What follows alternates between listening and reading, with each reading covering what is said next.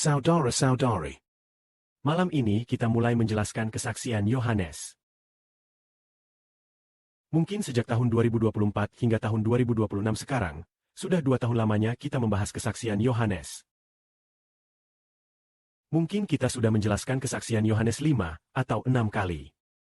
Bahkan mungkin sudah 6 atau 7 kali. Maka kita akan terus melanjutkan penjelasan ini. Karena keselamatan Tuhan tidak akan memudar meskipun telah diberitakan berkali-kali. Semakin sering kita memberitakannya, semakin dalam pemahaman kita. Mari kita minta saudara-saudari membuka pasal 1 dari kesaksian Yohanes. Saudara Sibo akan menjelaskan ayat demi ayat. Pertama-tama, mari kita lihat tema dalam pasal 1 ini, yang disebut dasar kebenaran. Artinya, kebenaran itu adalah Tuhan Kristus sendiri. Dia memiliki hakikat Allah. Kita semua tahu bahwa Tuhan Yesus adalah anak Allah. Lalu, bagaimana kita membuktikan bahwa dia benar-benar anak Allah? Bagaimana dia menjadi manusia dalam daging? Dari Adam hingga akhir dunia ini. Mungkin ada orang-orang yang pernah hidup di bumi. Mungkin berjumlah 50 miliar, mungkin 60 miliar, atau bahkan lebih banyak lagi. Dengan begitu banyaknya manusia. Saya Parker di antara mereka yang benar-benar nakala. Apakah mungkin ada seseorang yang asal-usul kehidupannya bukan berasal dari bumi, melainkan berasal dari surga?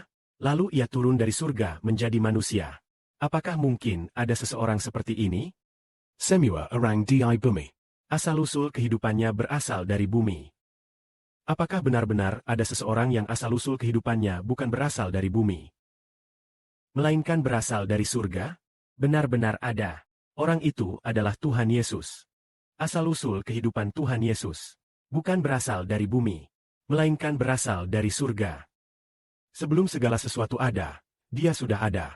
Mari kita membaca tentang dia, yang bersama-sama dengan Allah, Tuhan Yesus ini. Kita baca bagian pertama. Pada mulanya ada kebenaran. Kebenaran itu bersama-sama dengan Allah. Kebenaran itu adalah hakikat Allah. Sejak awal mula, dia sudah bersama-sama dengan Allah. Segala sesuatu dijadikan olehnya. Semua yang dijadikan, tidak ada satupun yang tidak dijadikan olehnya. Segala yang dijadikan menerima hidup yang kekal darinya. Hidup yang kekal ini adalah terang bagi manusia. Terang ini bersinar dalam kegelapan. Tetapi kegelapan tidak menerimanya.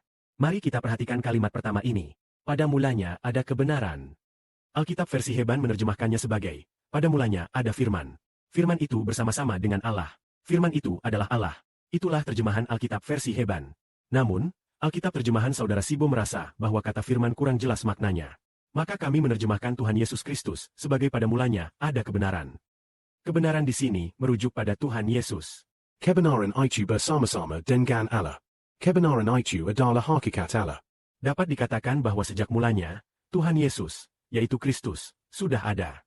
Kristus bersama-sama dengan Allah. Kristus adalah hakikat Allah. Lalu, bagaimana bisa Kristus disebut sebagai hakikat Allah? Hakikat Allah. Mari kita renungkan, apa artinya seseorang memiliki hakikat Allah? Bagaimana bisa dikatakan bahwa seseorang memiliki hakikat Allah? Bagaimana bisa Tuhan Yesus memiliki hakikat Allah? Apakah karena tubuhnya adalah hakikat Allah? Ia menjadi manusia. Yesus yang menjadi daging. Apakah tubuhnya itu hakikat Allah? Tidak. Karena hakikat Allah bukan dinilai dari daging atau rupa lahiriah. Sebab daging Tuhan Yesus sama seperti manusia biasa. Sama seperti saudara-saudara kita. Sama seperti Sibo. Atau seperti saudara-saudara lainnya. Tidak ada perbedaan. Namun, mengapa dikatakan bahwa ia memiliki hakikat Allah? Bukan karena daging lahiriahnya. Melainkan karena roh di dalam dirinya adalah hakikat Allah. Karena roh di dalam Kristus. Rohnya sejak mulanya sudah bersama-sama dengan Allah. Jadi kita mengatakan bahwa pada mulanya sudah ada Tuhan Kristus. Lalu, roh Tuhan Kristus ini berarti sudah ada sejak awal. Dan ia bersama-sama dengan Allah. Sedangkan roh Tuhan Kristus berbeda dari roh malaikat. Juga berbeda dari roh manusia.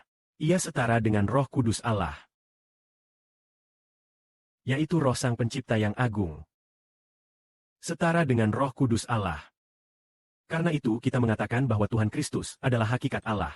Artinya, Tuhan Yesus Kristus memiliki Allah yang sama. Roh yang setara dengan Allah. Hanya saja roh Allah, kita sebut Roh Kudus.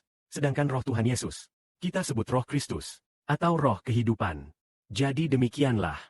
Dari segi rohnya, Tuhan Yesus memang benar-benar hakikat Allah. Namun setelah ia turun ke dunia menjadi manusia, dari segi tubuhnya, ia sama seperti manusia. Tetapi menurut rohnya, ia adalah hakikat Allah. Hormat dan kemuliaan bagi Bapa Surgawi dan Tuhan. Amin.